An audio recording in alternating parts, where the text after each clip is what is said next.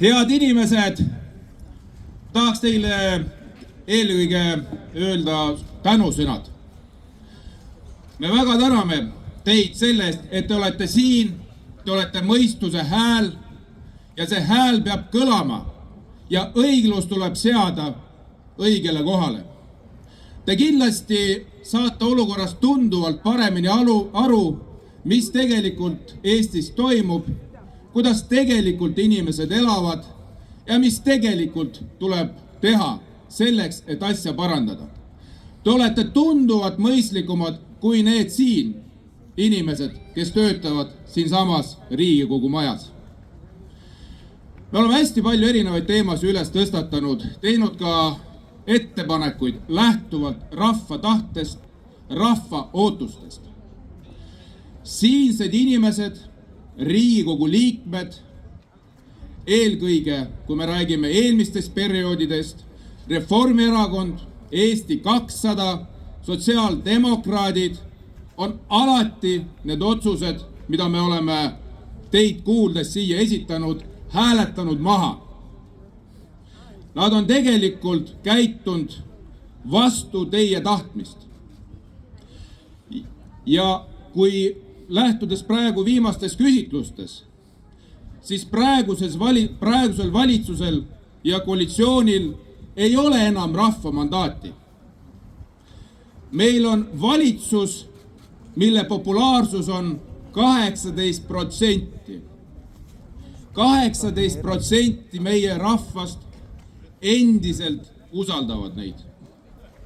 82 ütlevad, et minge ära, astuge tagasi, meie teid rohkem ei soovi.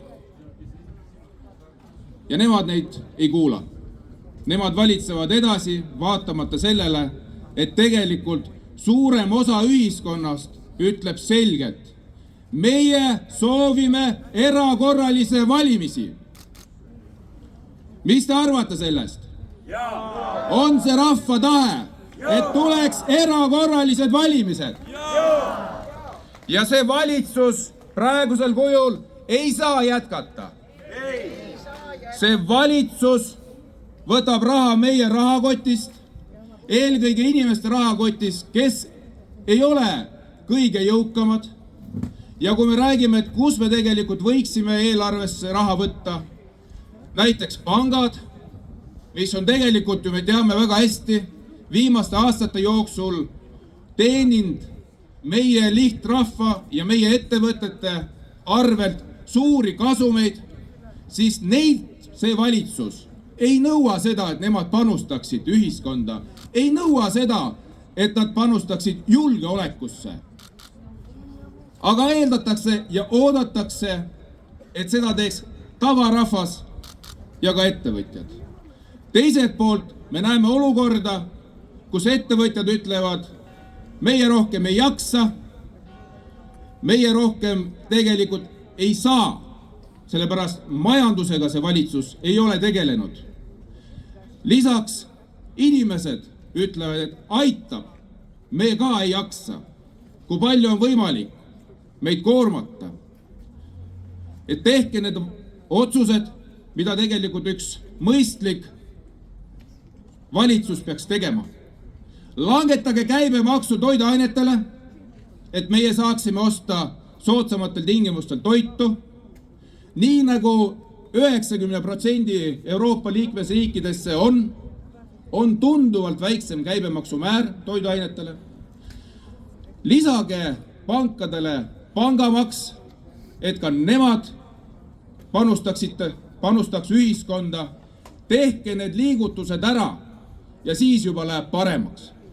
Nii et veel kord, need inimesed, kes siin praegu võtavad otsuseid vastu, need lähtuvad eelkõige oma isiklikest seisukohtadest, oma isiklikest huvidest.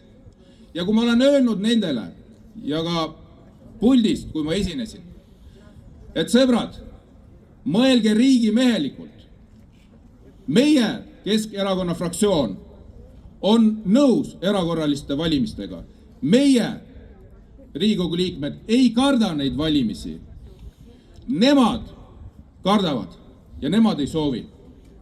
Ehk siis kui vähegi riigimehelikkust on, ma nüüd pöördun meie Riigikogu liikmete poole, siis võtke ennast kätte, mõelge suurelt, mõelge Eesti rahvale, mõelge Eesti riigi peale ja astuge kõik tagasi ja korraldame need erakorralised valimised, sest seda me ju ootame.